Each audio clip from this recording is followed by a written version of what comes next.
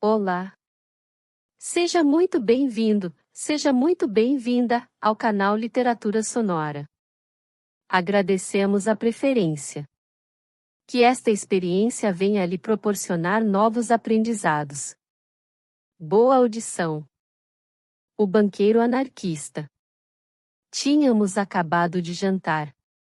Defronte de mim o meu amigo, o banqueiro, grande comerciante e assambarcador notável, fumava como quem não pensa. A conversa, que fora amortecendo, jazia morta entre nós. Procurei reanimá-la, ao acaso, servindo-me de uma ideia que me passou pela meditação. Voltei-me para ele, sorrindo. É verdade, disseram-me há dias que você em tempos foi anarquista. Fui, não, fui e sou. Não mudei a esse respeito. Sou anarquista. Essa é boa. Você é anarquista. Em que é que você é anarquista?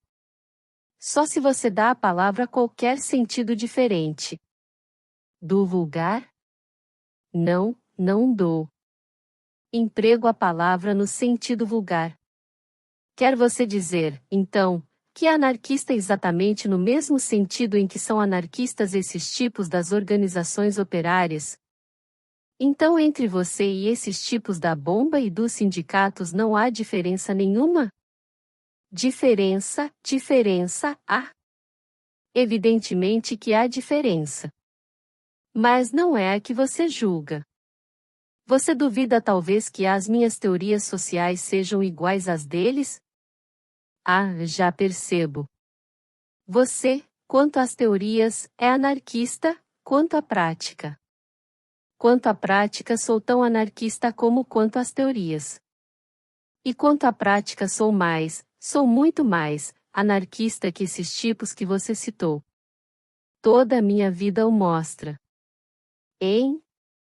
Toda a minha vida o mostra, filho. Você que nunca deu a esta coisas uma atenção lúcida. Por isso lhe parece que estou dizendo uma asneira, ou então estou brincando consigo. Ó homem, eu não percebo nada. A não ser que você julgue a sua vida dissolvente e antissocial e dê esse sentido ao anarquismo.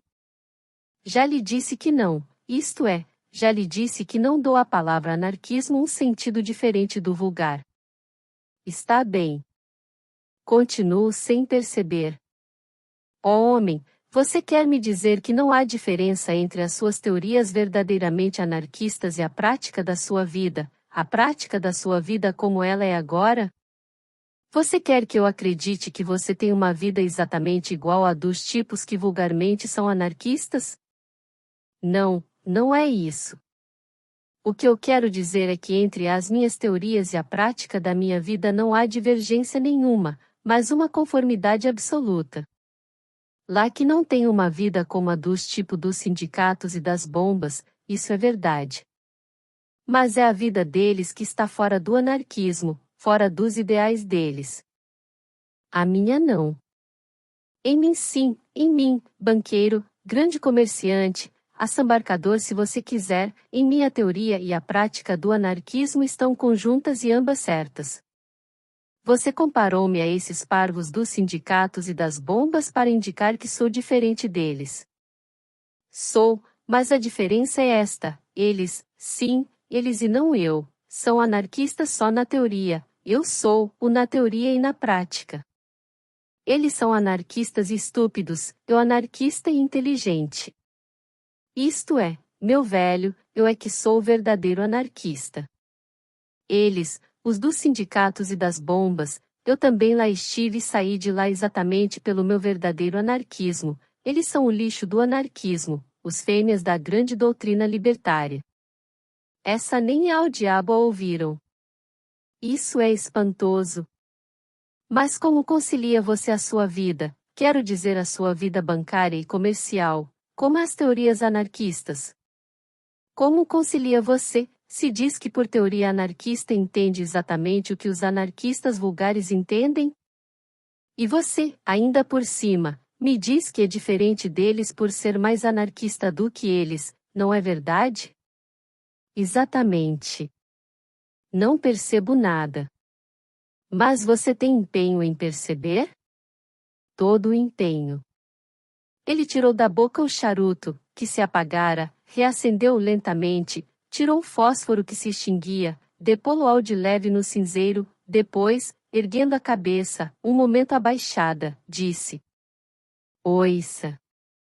Eu nasci do povo e na classe operária da cidade. De bom não herdei, como pode imaginar, nem a condição, nem as circunstâncias.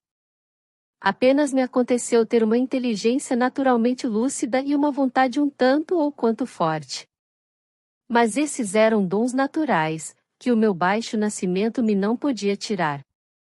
Fui operário, trabalhei, vivi uma vida apertada, fui, em resumo, o que a maioria da gente é naquele meio. Não digo que absolutamente passasse fome, mas andei lá perto. De resto, podia tê-la passado, que isso não alterava nada do que se seguiu, ou do que lhe vou expor, nem do que foi a minha vida, nem do que ela é agora. Fui um operário vulgar, em suma, como todos, trabalhava porque tinha que trabalhar, e trabalhava o menos possível. O que eu era inteligente. Sempre que podia, lia coisas, discutia coisas, e, como não era tolo, nasceu-me uma grande insatisfação e uma grande revolta contra o meu destino e contra as condições sociais que o faziam assim. Já lhe disse que, em boa verdade, o meu destino podia ter sido pior do que era, mas naquela altura parecia-me a mim que eu era um entre a quem a sorte tinha feito todas as injustiças juntas, e que se tinha servido das convenções sociais para mas fazer. Isto era aí pelos meus 20 anos, 21 máximo, que foi quando me tornei anarquista. Parou um momento. Voltou-se um pouco mais para mim. Continuou, inclinando-se mais um pouco. Fui sempre mais ou menos lúcido. Senti-me revoltado. Quis perceber a minha revolta. Tornei-me anarquista consciente e convicto, o anarquista consciente e convicto que hoje sou. E a teoria, que você tem hoje, é a mesma que tinha nessa altura? A mesma. A teoria anarquista, a verdadeira teoria, é só uma. Tenho a que sempre tive, desde que me tornei anarquista. Você já vai ver. E eu dizendo que, como era lúcido por natureza, me tornei anarquista consciente. Ora, o que é um anarquista? É um revoltado contra a injustiça de nascermos desiguais socialmente, no fundo é só isto. E de aí resulta, como é de ver, a revolta contra as convenções sociais que tornam essa desigualdade possível. O que lhe estou indicando agora é o caminho psicológico, isto é, como é que a gente se torna anarquista. Já vamos à parte teórica do assunto. Por agora, compreenda você bem qual seria a revolta de um tipo inteligente nas minhas circunstâncias. O que é que ele vê pelo mundo? Nasce filho de um milionário, protegido desde o berço contra aqueles infortúnios, e não são poucos, que o dinheiro pode evitar ou atenuar. Outro nasce miserável, a ser, quando criança, uma boca a mais numa família onde as bocas são de sobra para o comer que pode haver. Nasce conde ou marquês, e tem por isso a consideração de toda a gente, faça ele o que fizer. Outro nasce assim como eu, e tem que andar direitinho como um prumo para ser ao menos tratado como gente. Uns nascem em tais condições que podem estudar, viajar, instruir-se, tornar-se, pode-se dizer, mais inteligentes que outros que naturalmente o são mais. E assim por aí adiante, e em tudo.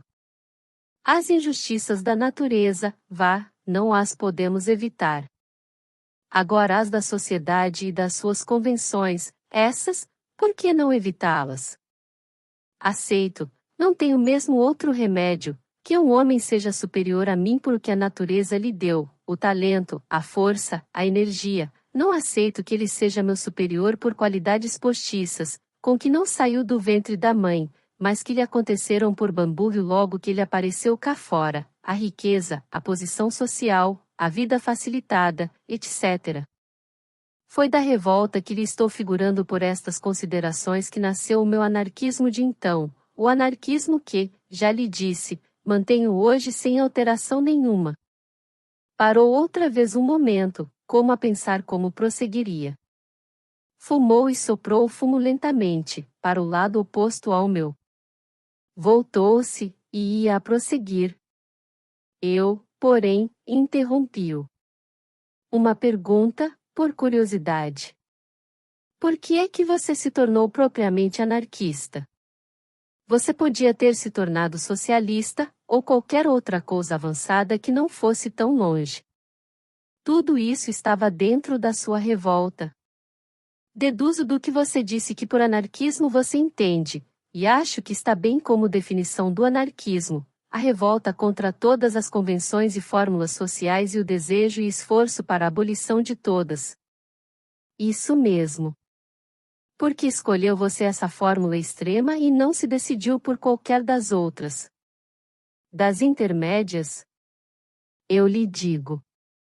Eu meditei tudo isso. É claro que nos folhetos que eu li havia todas essas teorias. Escolhi a teoria anarquista, a teoria extrema, como você muito bem diz, pelas razões que vou dizer em 2 palavras. Fitou um momento coisa nenhuma. Depois voltou-se para mim.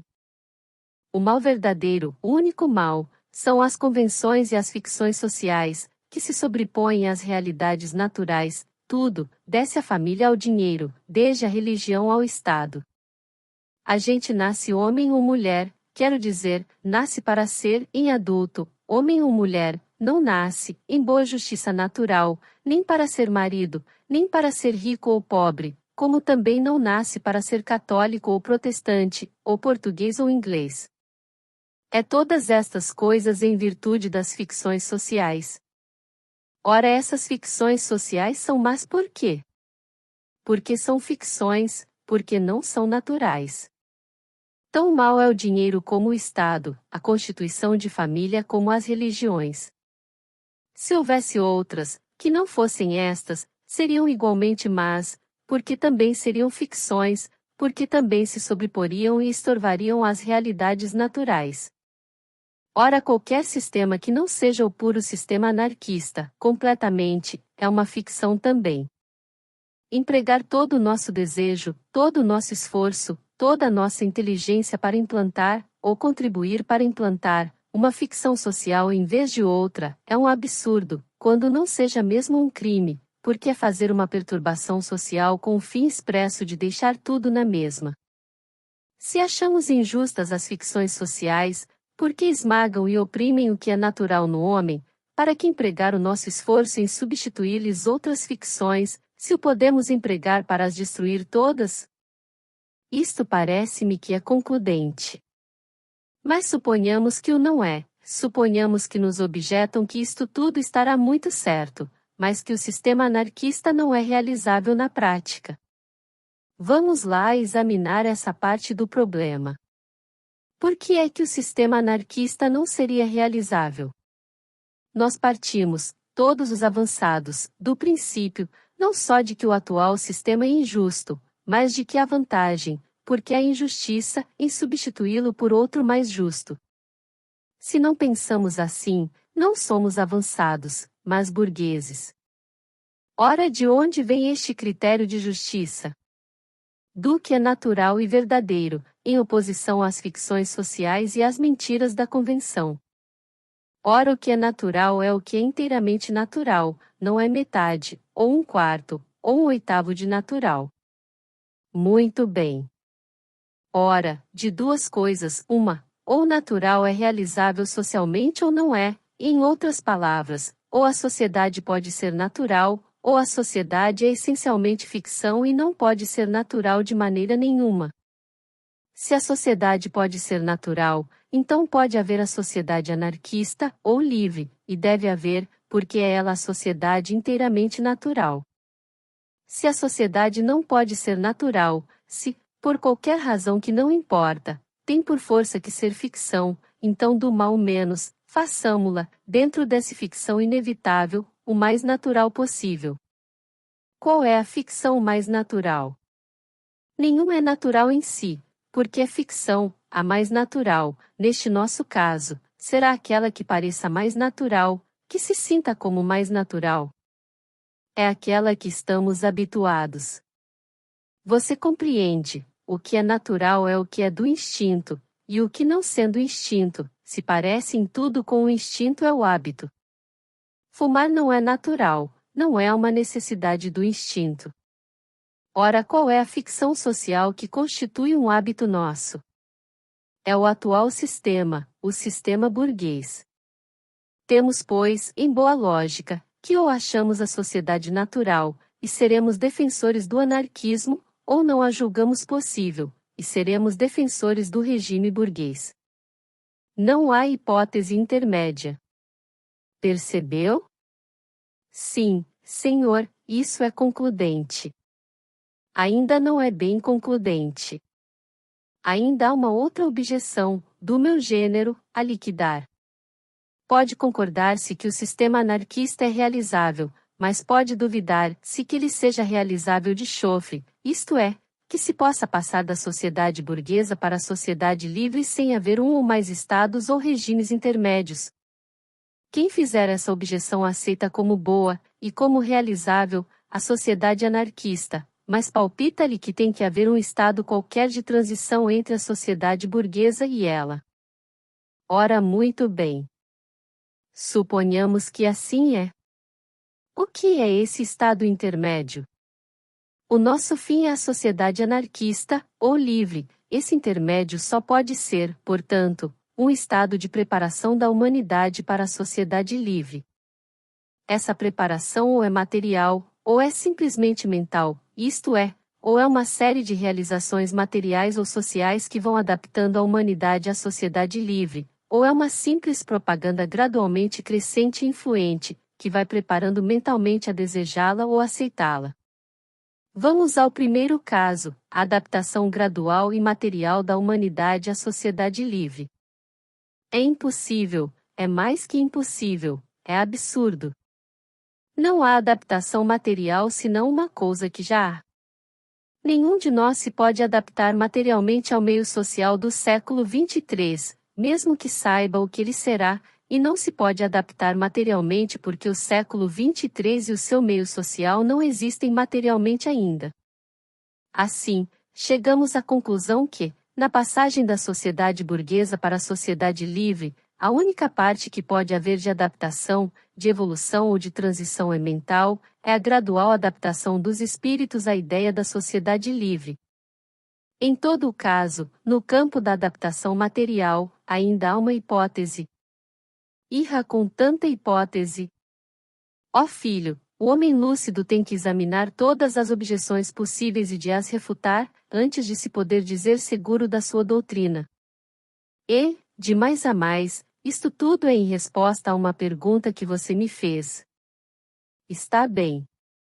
No campo da adaptação material, dizia eu, há em todo o caso uma outra hipótese. É a da ditadura revolucionária. Da ditadura revolucionária como? Como eu lhe expliquei, não pode haver adaptação material a uma coisa que não existe, materialmente, ainda. Mas se, por um movimento brusco, se fizer a revolução social, fica implantada já, não a sociedade livre, porque para essa não pode a humanidade ter ainda preparação, mas uma ditadura daqueles que querem implantar a sociedade livre. Mas existe já, ainda que em esboço ou em começo, existe já materialmente qualquer coisa da sociedade livre. Há já, portanto, uma coisa material, a que a humanidade se adapte. É este o argumento com que as bestas que defendem a ditadura do proletariado a defenderiam se fossem capazes de argumentar ou de pensar. O argumento, é claro, não é deles, é meu. Ponho, como objeção, a mim mesmo. E, como lhe vou mostrar, é falso. Um regime revolucionário, enquanto existe, e seja qual for o fim a que visa ou a ideia que o conduz, é materialmente só uma coisa, um regime revolucionário. Ora, um regime revolucionário quer dizer uma ditadura de guerra, ou, nas verdadeiras palavras, um regime militar despótico, porque o estado de guerra é imposta à sociedade por uma parte dela, aquela parte que assumiu revolucionariamente o poder. O que é que resulta? Resulta que quem se adaptar a esse regime, como a única coisa que ele é materialmente, imediatamente, é um regime militar despótico, adapta-se a um regime militar despótico. A ideia, que conduziu os revolucionários, o fim, a que visaram, desapareceu por completo da realidade social, que é ocupada exclusivamente pelo fenômeno guerreiro.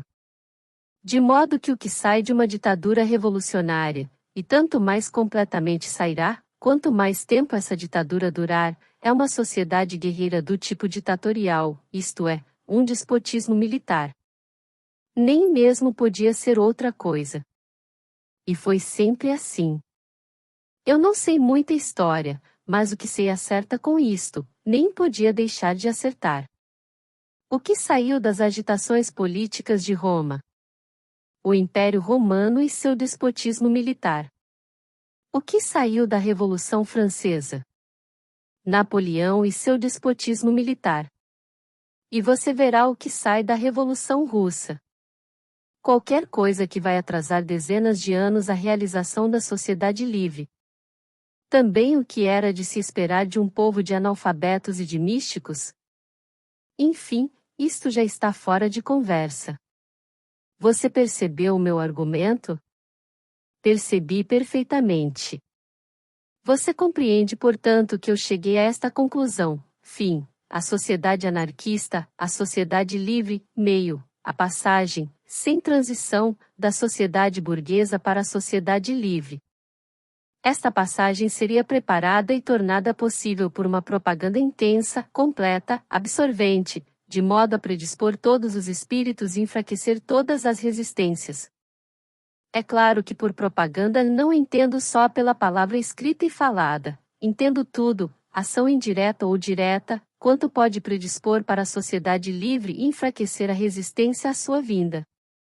Assim, não tendo quase resistência nenhuma que vencer, a revolução social, quando viesse, seria rápida, fácil, e não teria que estabelecer nenhuma ditadura revolucionária, por não ter contra quem aplicá-la. Se isto não pode ser assim, é que o anarquismo é irrealizável, e, se o anarquismo é irrealizável, só é defensável e justa, como já lhe provei, a sociedade burguesa. Ora aí tem você porque e como eu me tornei anarquista, e porque e como rejeitei, como falsas e antinaturais, as outras doutrinas sociais de menor ousadia. E pronto. Vamos lá continuar a minha história. Fez explodir um fósforo, e acendeu lentamente o charuto. Concentrou-se, e de aí a pouco prosseguiu. Havia vários outros rapazes com as mesmas opiniões que eu. A maioria era de operários, mas havia um ou outro que o não era. O que todos éramos era pobres, e, que me lembre, não éramos muito estúpidos. A gente tinha uma certa vontade de propaganda, de espalhar as nossas ideias. Queríamos para nós e para os outros, para a humanidade inteira, uma sociedade nova, livre destes preconceitos todos, que fazem os homens desiguais artificialmente e lhes impõem inferioridades, sofrimentos, estreitezas, que a natureza lhes não tinha imposto. Por mim, o que eu lia confirmava-me nestas opiniões. Em livros libertários baratos, os que havia ao tempo, e eram já bastantes, li quase tudo. Fui a conferências e comícios dos propagandistas do tempo. Cada livro e cada discurso me convencia mais da certeza e da justiça das minhas ideias.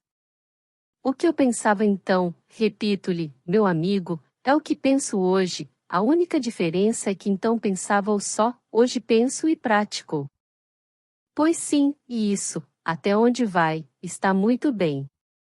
Está muito certo que você se tornasse anarquista assim, e vejo perfeitamente que você era anarquista. Não preciso mais provas disso, como é que saiu de aí sem contradição? Isto é, mais ou menos já calculo. Não, não calcula nada. Eu sei o que você quer dizer.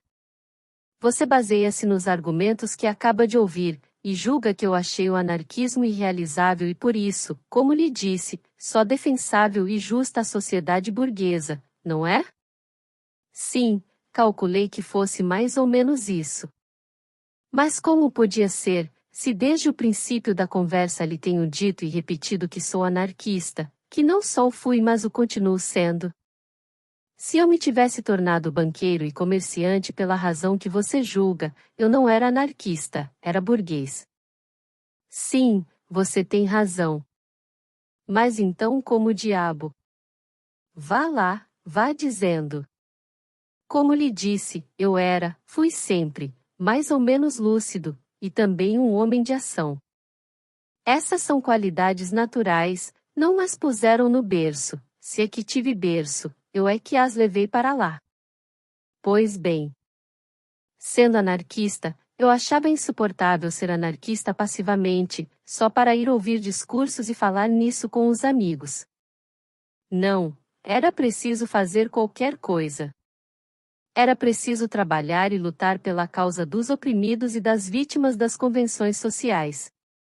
Decidi meter ombros a isso, conforme pudesse. Pus-me a pensar como é que eu poderia ser útil à causa libertária. Pus-me a traçar o meu plano de ação. O que quer o anarquista? Liberdade, a liberdade para si e para os outros, para a humanidade inteira. Quer estar livre da influência ou da pressão das ficções sociais, quer ser livre tal qual nasceu e pareceu no mundo, que é como a injustiça deve ser, e quer essa liberdade para si e para todos os mais.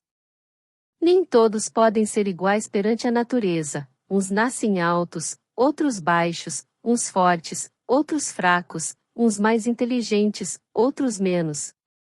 Mas todos podem ser iguais de aí em diante, só as ficções sociais o evitam. Essas ficções sociais é que era preciso destruir. Era preciso destruí-las.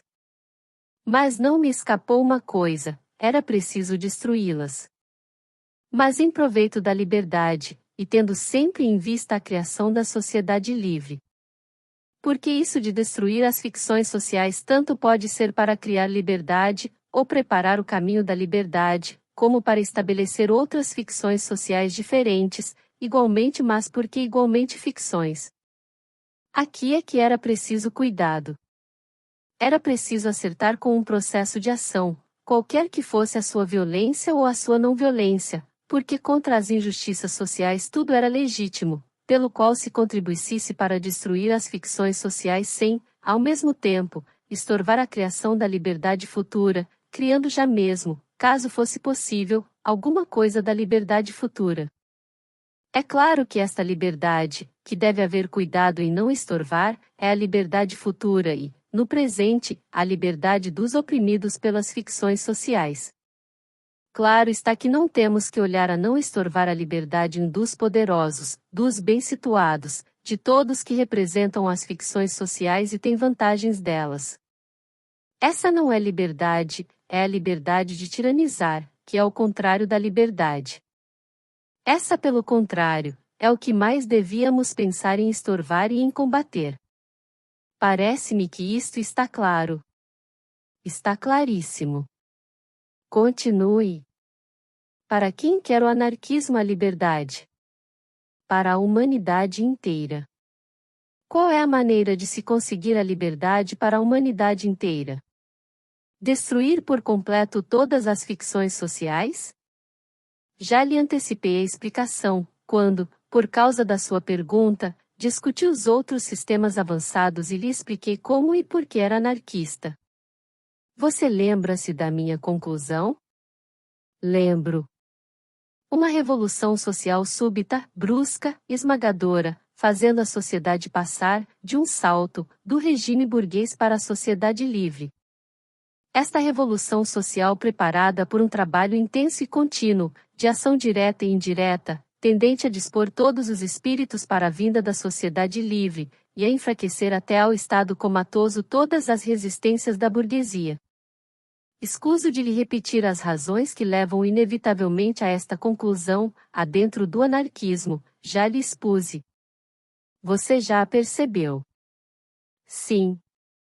Essa revolução seria preferivelmente mundial, simultânea em todos os pontos, ou os pontos importantes, do mundo, ou não sendo assim, partindo rapidamente de uns para outros, mas em todo o caso, em cada ponto, isto é, em cada nação, fulminante e completa. Muito bem. O que poderia eu fazer para esse fim? Só por mim, não a poderia fazer a ela, a Revolução Mundial, nem mesmo poderia fazer a revolução completa na parte referente ao país onde estava. O que podia era trabalhar, na inteira medida do meu esforço, para fazer a preparação para essa revolução.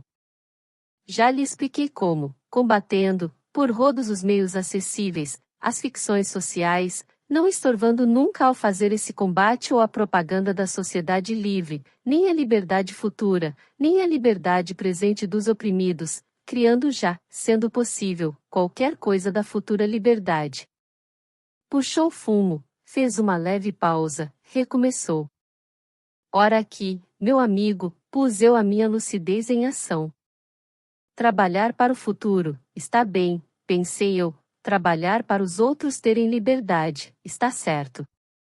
Mas então eu? Eu não sou ninguém. Se eu fosse cristão, trabalhava alegremente pelo futuro dos outros, porque lá tinha minha recompensa no céu, mas também, se eu fosse cristão, não era anarquista, porque então as tais desigualdades sociais não tinham importância na nossa curta vida, eram só condições da nossa provação, e lá seriam compensadas na vida eterna. Mas eu não era cristão, como não sou, e perguntava-me, mas por quem é que eu vou me sacrificar nisto tudo? Mais ainda, por que é que eu me vou sacrificar? Vieram-me momentos de descrença, e você compreende que era justificada. Sou materialista, pensava eu, não tenho mais vida que esta, para que de ralar-me com propagandas e desigualdades sociais, e outras histórias, quando posso gozar e entreter-me muito mais se não me preocupar com isso? Quem tem só esta vida, quem não crê na vida eterna, quem não admite lei senão a natureza, quem se opõe ao Estado porque ele não é natural, ao casamento porque ele não é natural, ao dinheiro porque ele não é natural, porque cargas de água é que defende o altruísmo e o sacrifício pelos outros, ou pela humanidade, se o altruísmo e o sacrifício também não são naturais.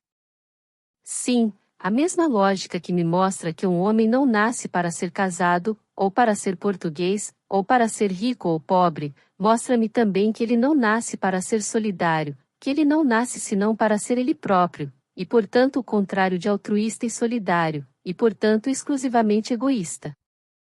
Eu discuti a questão comigo mesmo. Repara tu, dizia eu para mim, que nascemos pertencentes à espécie humana, e que temos o dever de ser solidários com todos os homens. Mas a ideia de dever era natural? De onde é que vinha esta ideia de dever? Se esta ideia de dever me obrigava a sacrificar o meu bem-estar, a minha comodidade, o meu instinto de conservação e outros meus instintos naturais, em que divergia a ação dessa ideia da ação de qualquer ficção social, que produz em nós exatamente o mesmo efeito? Esta ideia de dever, isto de solidariedade humana, só podia considerar-se natural se trouxesse consigo uma compensação egoísta, porque então, embora em princípio contrariasse o egoísmo natural, se dava a esse egoísmo uma compensação, sempre, no fim de contas, o não contrariava. Sacrificar um prazer, simplesmente sacrificá-lo, não é natural. Sacrificar um prazer ao outro, é que já está dentro da natureza, entre duas coisas naturais que se não podem ter ambas, escolher uma, o que está bem. Ora que compensação egoísta, ou natural, podia dar-me a dedicação à causa da sociedade livre e da futura felicidade humana? Só a consciência de dever cumprido, do esforço para um fim bom, e nenhuma destas coisas é uma compensação egoísta, nenhuma destas coisas é um prazer em si, mas um prazer, se o é, nascido de uma ficção social. Como pode ser o prazer de ser imensamente rico, ou o prazer de ter nascido em uma boa posição social? Confesso-lhe, meu velho, que me vieram momentos de descrença. Senti-me desleal à minha própria doutrina, traidor a ela. Mas em breve passei sobre tudo isto. A ideia de justiça cá estava, dentro de mim, pensei eu. Eu sentia-a natural. Eu sentia que havia um dever superior à preocupação só cá do meu destino. E fui para diante na minha intenção. Não me parece que essa decisão revelasse uma grande lucidez da sua parte. Você não resolveu a dificuldade, você foi para diante por um impulso absolutamente sentimental. Sem dúvida. Mas o que lhe estou contando agora é a história de como me tornei anarquista, e de como o continuei sendo, e continuo. Vou lhe expondo lealmente as hesitações e as dificuldades que tive, e como as venci. Concordo que, naquele momento, venci a dificuldade lógica com o sentimento, e não com o raciocínio. Mas você há de ver que, mais tarde, quando cheguei à plena compreensão da doutrina anarquista, esta dificuldade, até então logicamente sem resposta, teve a sua solução completa e absoluta. É curioso. É. Agora deixe-me continuar na minha história. Tive esta dificuldade, e resolvi-a se bem que mal, como lhe disse. Logo a seguir, e na linha dos meus pensamentos, surgiu-me outra dificuldade que também me atrapalhou bastante. Estava bem, vamos lá, que estivesse disposto a sacrificar-me, sem recompensa nenhuma propriamente pessoal, isto é, sem recompensa nenhuma verdadeiramente natural. Mas suponhamos que a sociedade futura não dava em nada do que eu esperava, que nunca havia a sociedade livre, e que diabo é que eu, nesse case, me estava sacrificando? Sacrificar-me é uma ideia sem recompensa pessoal, sem eu ganhar nada com o meu esforço por essa ideia, mas sacrificar-me sem ao menos ter a certeza de que aquilo para que eu trabalhava, existiria um dia, sem que a própria ideia ganhasse com o meu esforço, isso era um pouco mais forte. Desde já lhe digo que resolvi a dificuldade pelo mesmo processo sentimental porque resolvi a outra, mas advirto também que, do mesmo modo que a outra, resolvi esta pela lógica, automaticamente. Quando cheguei ao estado plenamente consciente do meu anarquismo, você depois verá. Na altura do que lhe estou contando, saí-me do apuro com uma ou duas frases ocas. Eu fazia o meu dever para com o futuro que fizesse o seu para comigo. Isto, ou coisa que o valha, expus esta conclusão, ou, antes estas conclusões, aos meus camaradas, e eles concordaram todos comigo, concordaram todos que era preciso ir para a frente e fazer tudo pela sociedade livre. É a verdade que um ou outro, dos mais inteligentes, ficaram um pouco abalados com a exposição, não porque não concordassem, mas porque nunca tinham visto as coisas assim claras, nem os bicos que estas coisas têm. Mas enfim, concordaram todos. Iríamos todos trabalhar pela grande revolução social, pela sociedade livre, quer o futuro nos justificasse, quer não.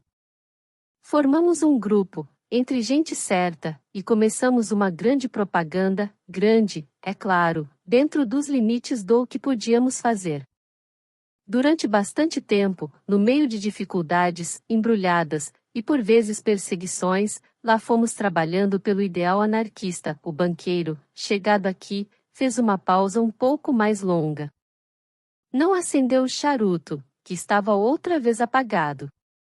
De repente teve um leve sorriso, e, com o ar de quem chega ao ponto importante, fitou-me com mais insistência e prosseguiu, clarificando mais a voz e acentuando mais as palavras. Nesta altura, disse ele, apareceu uma coisa nova. Nesta altura é modo de dizer. Quero dizer que, depois de alguns meses desta propaganda, comecei a reparar numa nova complicação, e está é que era a mais séria de todas, está é que era séria a valer. Você recorda-se, não é verdade? Daquilo em que eu, por um raciocínio rigoroso, assentei que devia ser o processo de ação dos anarquistas. Um processo, ou processos, quaisquer pelo qual se contribuísse para destruir as ficções sociais sem, ao mesmo tempo, estorvar a criação da liberdade futura, sem, portanto, estorvar em coisa nenhuma a pouca liberdade dos atuais oprimidos pelas ficções sociais, um processo que, sendo possível, criasse já alguma coisa da liberdade futura. Pois bem, uma vez assente este critério, nunca mais deixei de o ter presente. Ora, na altura da nossa propaganda em que estou falando, descobri uma coisa. No grupo de propaganda, não éramos muitos, éramos 40, salvo erro, dava-se este caso, criava-se tirana. Criava-se tirania? Criava-se tirania como? Da seguinte maneira. Uns mandavam em outros e levavam-nos para onde queriam, uns impunham-se a outros e obrigavam-nos a ser o que eles queriam, uns arrastavam outros por manhãs e por artes para onde eles queriam. Não digo que fizessem isto em coisas graves, mesmo, não havia coisas graves ali em que o fizessem. Mas o fato é que isto acontecia sempre e todos os dias, e dava-se não só em assuntos relacionados com a propaganda, como fora deles, em assuntos vulgares da vida. Uns iam insensivelmente para chefes, outros insensivelmente para subordinados. Uns eram chefes por imposição, outros eram chefes por manha. No fato mais simples isto se via. Por exemplo, 2 rapazes iam juntos por uma rua fora, chegavam ao fim da rua, e um tinha que ir para a direita e outro para a esquerda, cada um tinha conveniência em ir para o seu lado. Mas o que ia para a esquerda dizia para o outro: venha você comigo por aqui, o outro respondia, e era verdade, homem, não posso, tenho que ir por ali por esta ou aquela razão. Mas afinal, contra sua vontade e sua conveniência, lá ia com o outro para a esquerda. Isto era uma vez por persuasão, outra vez por simples insistência, uma terceira vez por um outro motivo qualquer.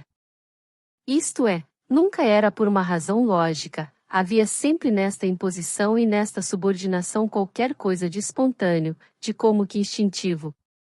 E como neste caso simples, em todos os outros casos, desde os menos até aos mais importantes. Você vê bem o caso? Vejo. Mas que diabos há de estranho nisso? Isso é tudo quanto há de mais natural. Será? Já vamos a isso. O que lhe peço que note é que é exatamente o contrário da doutrina anarquista. Repare bem que isto se passava num grupo pequeno, num grupo sem influência nem importância, num grupo a quem não estava confiada a solução de nenhuma questão grave ou decisão sobre qualquer assunto de vulto. E repare que se passava num grupo de gente que se unira especialmente para fazer o que pudesse para o fim anarquista, isto é, para combate, tanto quando possível, as ficções sociais, e criar, tanto quando possível, a liberdade futura. Você reparou bem nestes 2 pontos? Reparei. Veja agora bem o que isto representa. Um grupo pequeno, de gente sincera, garanto-lhe que era sincera, estabelecido e unido expressamente para trabalhar pela causa da liberdade, tinha, no fim de uns meses, conseguido só uma coisa de positivo e concreto: a criação entre si de tirania. E repare que tirania. Não era uma tirania derivada da ação das ficções sociais, que, embora lamentável, seria desculpável, até certo ponto, ainda que menos em nós, que combatíamos essas ficções, que em outras pessoas, mas enfim, vivíamos em meio de uma sociedade baseada nessas ficções e não era inteiramente culpa nossa se não pudéssemos de todo fugir à sua ação. Mas não era isso.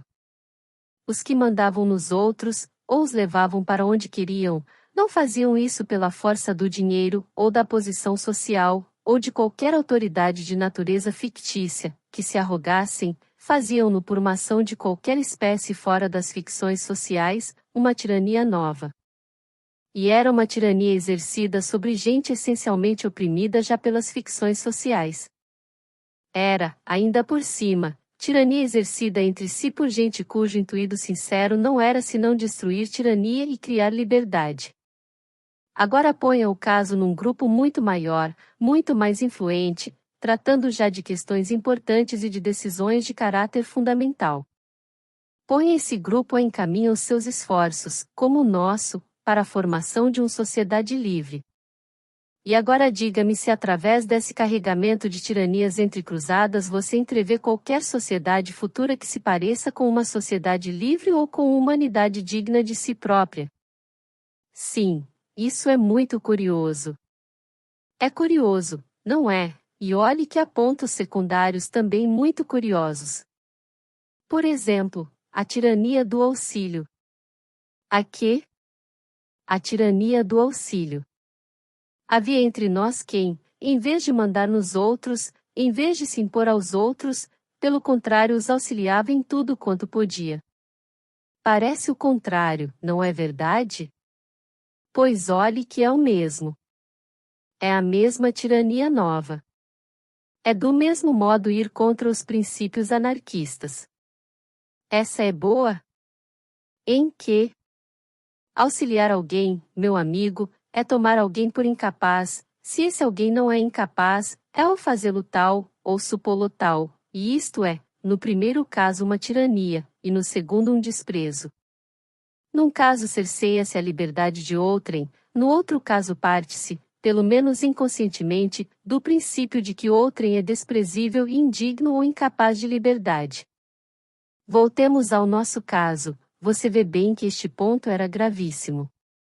Vá que trabalhássemos pela sociedade futura sem esperarmos que ela nos agradecesse, ou arriscando-nos, mesmo, a que ela nunca viesse. Tudo isso, vá. Mas o que era demais era estarmos trabalhando para um futuro de liberdade e não fazermos, de positivo, mais que criar tirania, e não só tirania, mas tirania nova, e tirania exercida por nós, os oprimidos, uns sobre os outros. Ora, isto é que não pode ser. Pus-me a pensar. Aqui havia um erro, um desvio qualquer. Os nossos intuitos eram bons, as nossas doutrinas pareciam certas, seriam errados os nossos processos? Com certeza que deveriam ser. Mas onde diabo estava o erro? Pus-me a pensar nisso e ia dando em doido. Um dia, de repente, como acontece sempre nestas coisas, dei com a solução. Foi o grande dia das minhas teorias anarquistas, o dia em que descobri, por assim dizer, a técnica do anarquismo. Olhou-me um momento sem me olhar. Depois continuou, no mesmo tom. Pensei assim. Temos aqui uma tirania nova, uma tirania que não é derivada das ficções sociais. Então de onde é que ela é derivada? Será derivada das qualidades naturais? Se é, adeus sociedade livre. Se uma sociedade onde estão em operação apenas as qualidades naturais dos homens, aquelas qualidades com que eles nascem, que devem só à natureza, e sobre as quais não temos poder nenhum, se uma sociedade onde estão em operação apenas essas qualidades é um amontoado de tiranias, quem é que vai mexer o dedo mínimo para contribuir para a vinda dessa sociedade? Tirania por tirania, fique a que está, que ao menos é aquela a que estamos habituados, e que por isso fatalmente sentimos menos que estaríamos uma tirania nova, e com o caráter terrível de todas as coisas tirânicas que são diretamente da natureza, o não haver revolta possível contra ela, como não há revolução contra ter que morrer, ou contra nascer baixo quando se preferia ter nascido alto. Mesmo, eu já lhe provei que, se por qualquer razão não é realizável a sociedade anarquista, então deve existir, por ser mais natural que qualquer outra salva aquela, a sociedade burguesa. Mas seria esta tirania, que nascia assim entre nós, realmente derivada das qualidades naturais? Ora, o que são as qualidades naturais? São o grau de inteligência, de imaginação, de vontade, etc., com que cada um nasce, isto no campo mental, é claro, porque as qualidades naturais físicas não vêm para o caso. Ora, um tipo que, sem ser por uma razão derivada das ficções sociais, manda noutro, por força que o faz por lhe ser superior em uma ou outra das qualidades naturais. Domina-o pelo emprego das suas qualidades naturais. Mas há uma coisa a ver, esse emprego das qualidades naturais será legítimo, isto é, será natural? Ora, qual é o emprego natural das nossas qualidades naturais? O servir os fins naturais da nossa personalidade. Ora, dominar alguém será um fim natural da nossa personalidade? Pode sê-lo, há um caso em que pode sê-lo, é quando esse alguém está para nós num lugar de inimigo. Para o anarquista, é claro, quem está num lugar de inimigo é qualquer representante das ficções sociais e da sua tirania, mais ninguém, porque todos os outros homens são homens como ele e camaradas naturais. Ora, você bem vê, o caso da tirania, que tínhamos estado criando, era exercida sobre homens como nós, camaradas naturais, e, mais ainda, sobre homens duas vezes nossos camaradas, porque o eram também pela comunhão do mesmo ideal.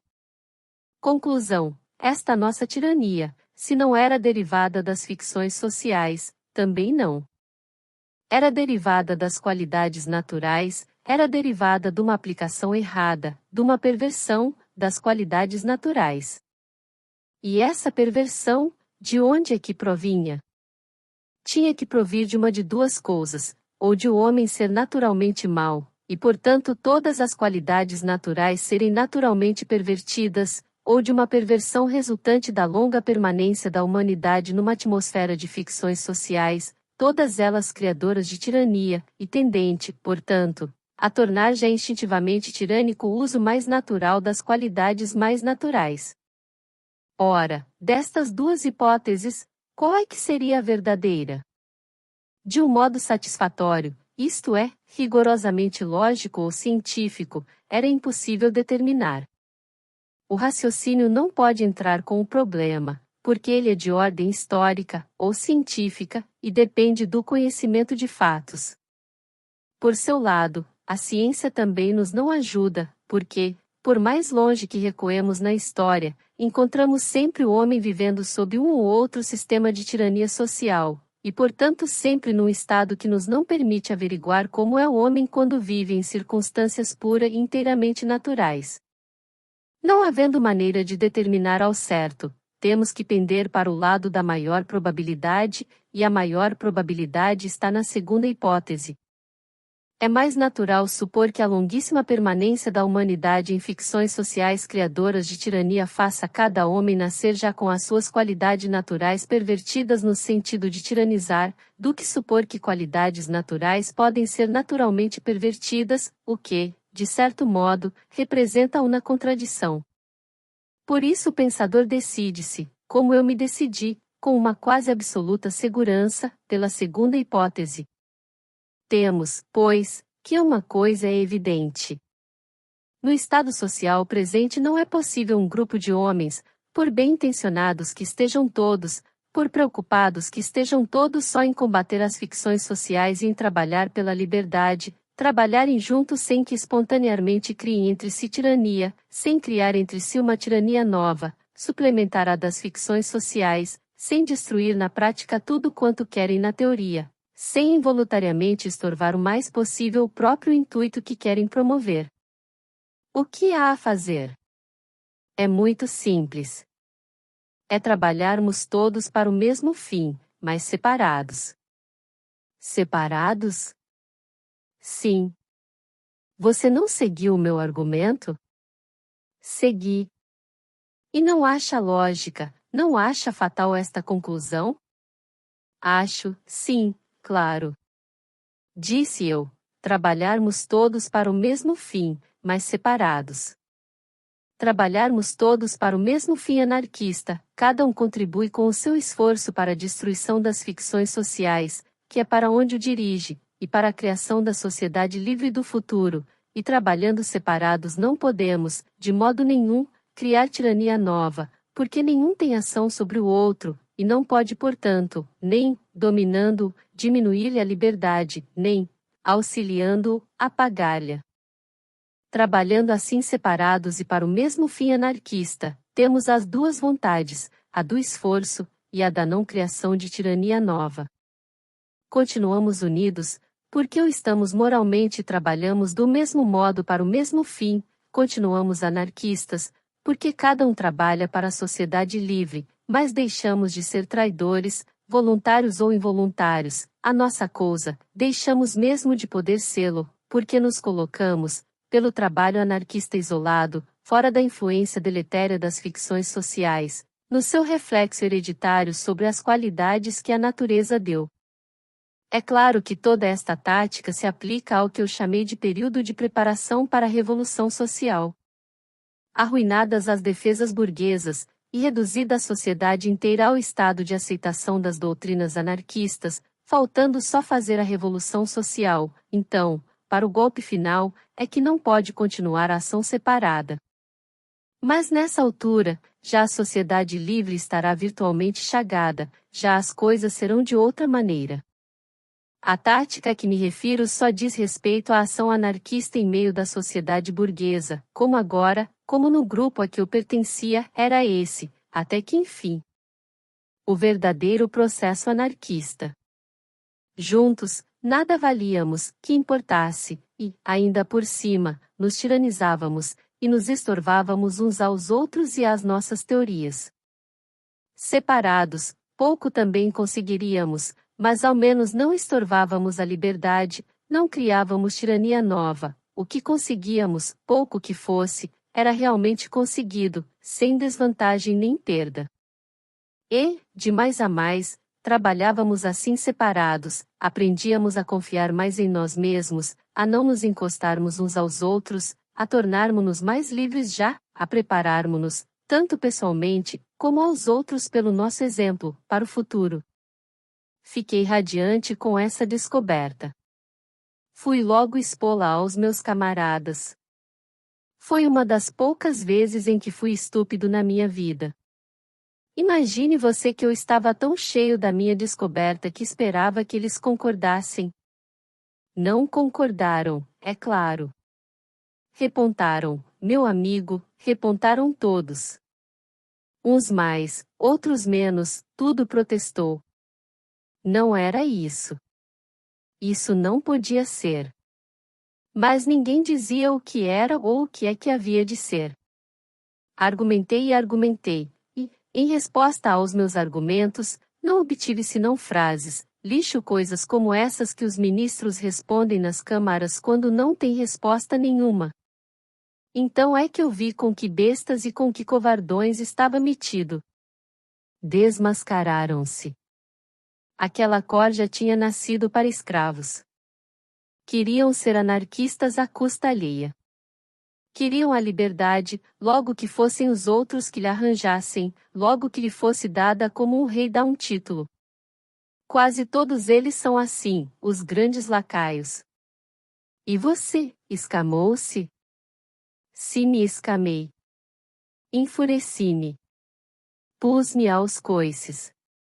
Dei por paus e por pedras. Quase que me peguei com 2 ou 3 deles. E acabei por me vir embora. Isolei-me. Veio-me um nojo aquela carneirada toda, que você não imagina. Quase que descri no anarquismo. Quase que decidi não me importar mais com tudo aquilo. Mas, passados uns dias, voltei a mim. Pensei que o ideal anarquista estava acima destas quizilas. Eles não queriam só brincar aos libertários. Não estava eu para brincar num caso desses.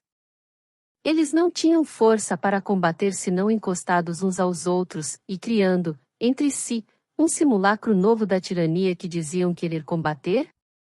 Pois que o fizessem, os parvos, se não serviam para mais. Eu é que não ia ser burguês por tão pouco. Estava estabelecido que, no verdadeiro anarquismo, cada um tem que, por sua própria forças, criar liberdade e combater as ficções sociais. Pois por minha própria forças eu ia criar liberdade e combater as ficções sociais. Ninguém queria seguir-me no verdadeiro caminho anarquista? Seguiria eu por ele.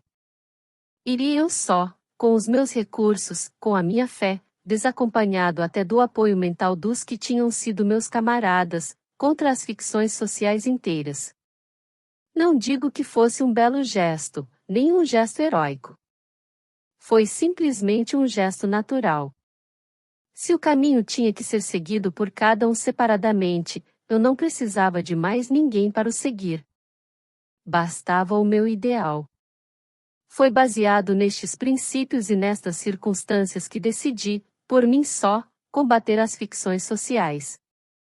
Suspendeu um pouco o discurso, que se lhe tornará quente e fluido.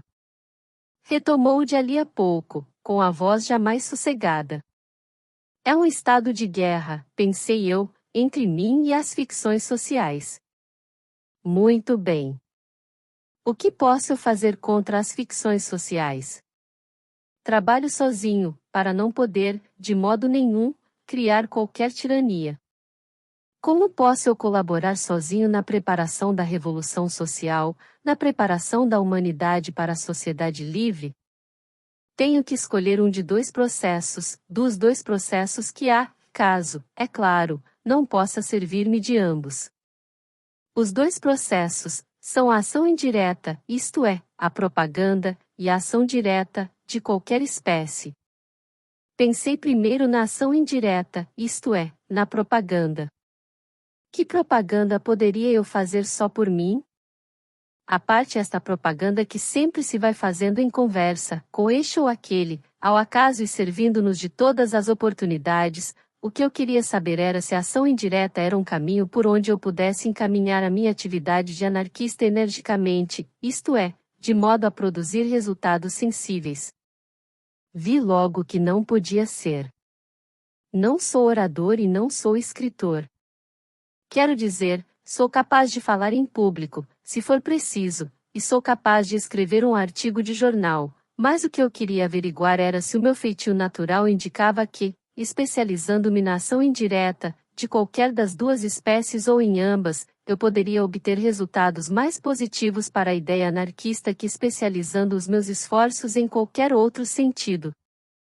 Ora, a ação é sempre mais proveitosa que a propaganda, exceto para os indivíduos cujo feitio os indica essencialmente como propagandistas, os grandes oradores, capazes de eletrizar multidões e arrastá-las atrás de si, ou os grandes escritores, capazes de fascinar e convencer com os seus livros. Não me parece que eu seja muito vaidoso, mas, se o sou, não me dá, pelo menos, para me envaidecer daquelas qualidades que não tenho. E, como lhe disse, nunca me deu para me julgar orador ou escritor. Por isso abandonei a ideia da ação indireta como caminho a dar à minha atividade anarquista. Por exclusão de partes, era forçado a escolher a ação direta, isto é, o esforço aplicado à prática da vida, à vida real. Não era a inteligência, mas a ação. Muito bem. Assim seria. Tinha, pois, que aplicar à vida prática o processo fundamental de ação anarquista que eu já tinha esclarecido, combater as ficções sociais sem criar tirania nova, criando já, caso fosse possível, qualquer coisa da liberdade futura. Ora, como o diabo se faz isso na prática? Ora, o que é combater na prática? Combater na prática é a guerra, é uma guerra, pelo menos. Como é que se faz guerra às ficções sociais? Antes de mais nada, como é que se faz guerra? Como é que se vence o inimigo em qualquer guerra? De uma de duas maneiras, ou matando, isto é, destruindo-o, ou aprisionando-o, isto é, subjugando-o, reduzindo-o à inatividade. Destruir as ficções sociais não podia eu fazer, destruir as ficções sociais só o podia fazer a revolução social. Até ali, as ficções sociais podiam estar abaladas, cambaleando, por um fio, mas destruídas, só estariam com a vinda da sociedade livre e a queda positiva da sociedade burguesa. O mais que eu poderia fazer nesse sentido era destruir no sentido físico de matar, um ou outro membro das classes representativas da sociedade burguesa. Estudei o caso, e vi que era asneira. Suponha você que eu matava um ou dois, ou uma dúzia de representantes da tirania das ficções sociais. O resultado? As ficções sociais ficariam abaladas? Não ficariam. As ficções sociais não são como uma situação política que pode depender de um pequeno número de homens, de um só homem por vezes. O que há de mal nas ficções sociais são elas, no seu conjunto, e não os indivíduos que as representam senão por serem representantes delas. Depois, Um atentado de ordem social produz sempre uma reação, não só tudo fica na mesma, mas, as mais das vezes, piora. E, ainda por cima, suponha, como é natural, que, depois de um atentado, eu era caçado e liquidado, de uma maneira ou outra. E suponha que eu tinha dado cabo de uma dúzia de capitalistas. Em que vinha isso tudo dar, e resumo? Com a minha liquidação, ainda que não por morte, mas por simples prisão ou degredo, a causa anarquista pedia um elemento de combate, e os 12 capitalistas, que eu teria estendido, não eram 12 elementos que a sociedade burguesa tinha perdido, porque os elementos componentes da sociedade burguesa não são elementos de combate, mas elementos puramente passivos, pois o combate está, não nos membros da sociedade burguesa, mas no conjunto de ficções sociais, em que essa sociedade assenta. Ora, as ficções sociais não são gente, em quem se possa dar tiros. Você compreende bem? Não era como o soldado de um exército que mata 12 soldados de um exército contrário, era como um soldado que mata 12 civis da nação do outro exército.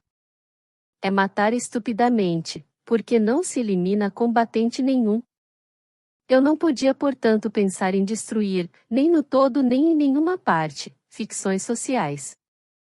Tinha então que subjugá-las, que vencê-las subjugando-as, reduzindo-as à inatividade. Apontou para mim o indicador direito súbito. Foi o que eu fiz. Retirou logo o gesto, e continuou. Procurei ver qual era a primeira, a mais importante, das ficções sociais. Seria essa que me cumpria, mais que a nenhuma outra, tentar subjugar, tentar reduzir a inatividade. A mais importante, da nossa época pelo menos, é o dinheiro. Como subjugar o dinheiro, ou, em palavras mais precisas, a força, ou a tirania do dinheiro? Tornando-me livre da sua influência, da sua força, superior portanto à influência, reduzindo-o à inatividade pelo que me dizia respeito a mim. Pelo que me dizia respeito a mim, compreende você, porque eu é que o combatia. Se fosse reduzi-lo à inatividade pelo que respeita a toda a gente, isso não seria já subjugá-lo, mas destruí-lo, porque seria acabar de todo com a ficção do dinheiro. Ora, eu já lhe provei que qualquer ficção social só pode ser destruída pela revolução social, arrastada com as outras na queda da sociedade burguesa. Como podia eu tornar-me superior à força do dinheiro? O processo mais simples era afastar-me da esfera da sua influência, isto é, da civilização, ir para um campo comer raízes e beber água das nascentes, andar nu e viver como animal. Mas isto, mesmo que não houvesse dificuldade em fazê-lo, não era combater uma ficção social, não era mesmo combater, era fugir. Realmente, quem se esquiva a travar um combate não é derrotado nele. Mas moralmente é derrotado, porque não se bateu. O processo tinha que ser outro, um processo de combate e não de fuga. Como subjugar o dinheiro, combatendo-o? Como furtar-me a sua influência e tirania, não evitando o seu encontro? O processo era só um, adquiri-lo em quantidades bastante para lhe não sentir a influência, e enquanto mais quantidade o adquirisse, tanto mais livre eu estaria dessa influência. Foi quando vi isto claramente, com toda a força da minha convicção de anarquista, e toda a minha lógica de homem lúcido, que entrei na fase atual, a comercial e bancária, meu amigo, do meu anarquismo. Descansou um momento da violência, novamente crescente, do seu entusiasmo pela sua exposição. Depois continuou, ainda com um certo calor, a sua narrativa. Ora, você lembrasse daquelas duas dificuldades lógicas que eu lhe disse que me haviam surgido na princípio da minha carreira de anarquista consciente? E você lembra-se de eu lhe dizer que naquela altura as resolvi artificialmente pelo sentimento e não pela lógica? Isto é, você mesmo notou e muito bem, que eu não as tinha resolvido pela lógica. Lembro-me, sim. E você lembra-se de eu lhe dizer que mais tarde, quando acertei por fim com o verdadeiro processo anarquista, as resolvi então de vez, isto é, pela lógica? Sim. Ora, veja como ficaram resolvidas. As dificuldades eram estas: não é natural trabalhar por qualquer coisa, seja o que for, sem uma compensação natural, isto é, egoísta, e não é natural dar o nosso esforço a qualquer fim sem ter a compensação de saber que esse fim se atinge. As duas dificuldades eram estas. Ora, repare como ficam resolvidas pelo processo de trabalho anarquista que o meu raciocínio me levou a descobrir como sendo o único verdadeiro.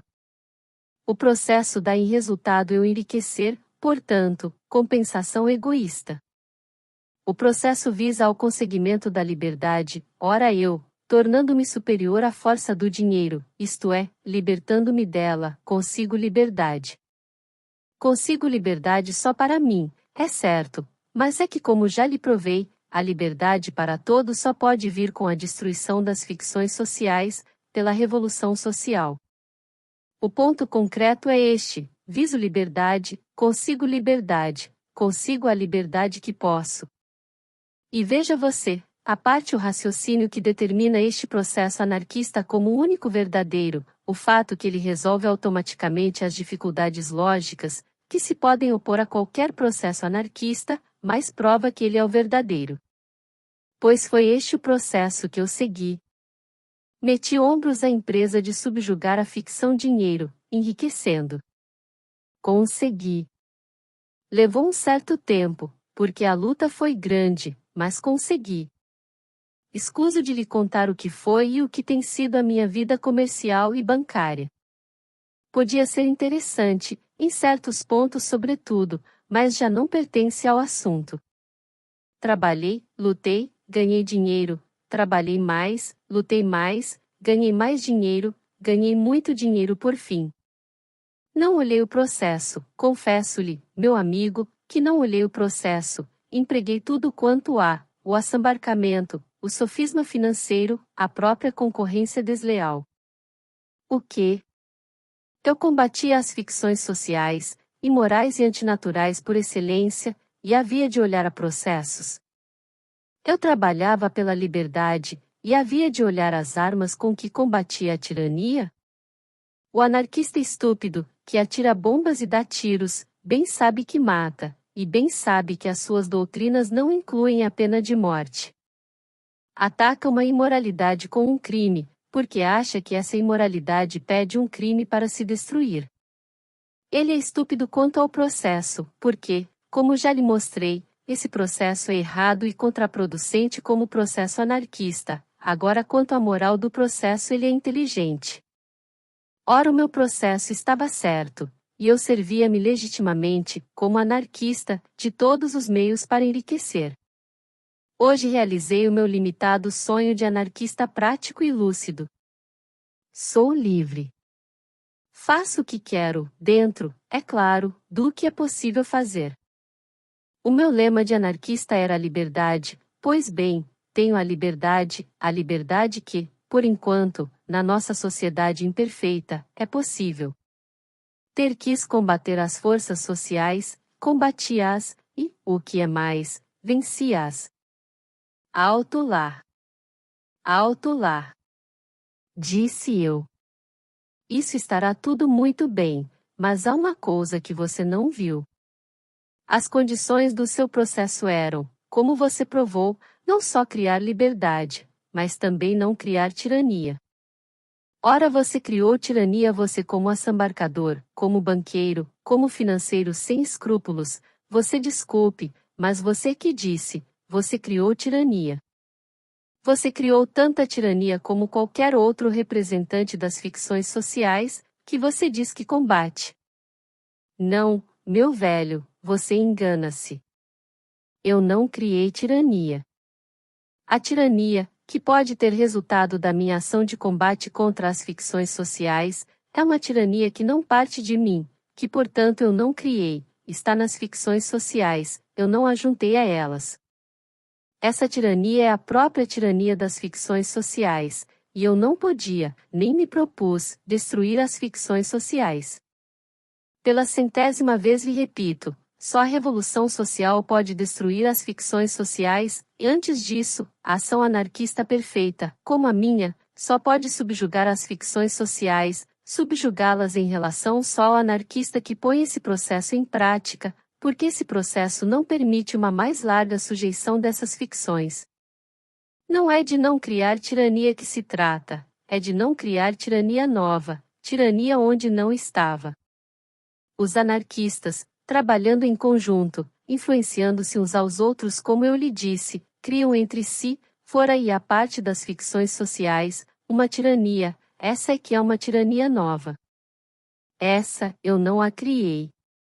Não a podia mesmo criar, pelas próprias condições do meu processo. Não, meu amigo, eu só criei liberdade. Libertei um. Libertei-me a mim. É que o meu processo, que é, como lhe provei, o único verdadeiro processo anarquista, me não permitiu libertar mais. O que pude libertar, libertei. Está bem. Concordo. Mas olhe que, por esse argumento, a gente quase que é levado a crer que nenhum representante das ficções sociais exerce a tirania. E não exerce. A tirania é das ficções sociais e não dos homens que as encarnam, esses são, por assim dizer, os meios de que as ficções se servem para tiranizar, como a faca é o meio que se pode servir o assassino. E você de certo não julga que abolindo as facas abole os assassinos. Olhe. Destrua você todos os capitalistas do mundo, mas sem destruir o capital. No dia seguinte o capital, já nas mãos de outros, continuará, por meio desses, a sua tirania. Destrua, não os capitalistas, mas o capital, quantos capitalistas ficam? Vê? Sim, você tem razão. Ó filho, o máximo que você me pode acusar de fazer é de aumentar um pouco, muito pouco, a tirania das ficções sociais. O argumento é absurdo, porque como já lhe disse, a tirania que eu não devia criar, e não criei, é outra. Mas tem mais um ponto fraco, é que, pelo mesmo raciocínio, você pode acusar um general, que trava combate pelo seu país, de causar ao seu país o prejuízo do número de homens do seu próprio exército que teve que sacrificar para vencer. Quem vai à guerra, dá e leva. Consiga-se o principal, o resto. Está muito bem. Mas olhe lá outra coisa. O verdadeiro anarquista quer a liberdade não só para si, mas também para os outros. Parece-me que quer a liberdade para a humanidade inteira. Sem dúvida. Mas eu já lhe disse que, pelo processo que descobri que era o único processo anarquista, cada um tem de libertar-se a si próprio. Eu libertei-me a mim, fiz o meu dever simultaneamente para comigo e para com a liberdade. Por que é que os outros, os meus camaradas, não fizeram o mesmo? Eu não os impedi. Esse é que teria sido o crime, se os tivesse impedido. Mas eu nem sequer os impedi ocultando-lhes o verdadeiro processo anarquista, logo que descobri o processo, disse-o claramente a todos. O próprio processo me impedia de fazer mais. Que mais podia fazer? Compeli-los a seguir o caminho? Mesmo que o pudesse fazer, não o faria, porque seria tirar-lhes a liberdade, e isso era contra os meus princípios anarquistas. Auxiliá-los? Também não podia ser, pela mesma razão. Eu nunca ajudei, nem ajudo, ninguém, porque isso, sendo diminuir a liberdade alheia, é também contra os meus princípios. Você o que me está censurando é eu não ser mais gente que uma pessoa só. Por que me censura o cumprimento do meu dever de libertar, até onde eu o podia cumprir? Por que não os censura antes a eles por não terem cumprido o deles? Pois sim, homem. Mas esses homens não fizeram o que você fez, naturalmente, porque eram menos inteligentes que você, ou menos fortes de vontade, ou... Ah, meu amigo, essas são já as desigualdades naturais, e não sociais. Com essas é que o anarquismo não tem nada. O grau de inteligência ou de vontade de um indivíduo é com ele e com a natureza. As próprias ficções sociais não põem para aí nem prego nem estopa.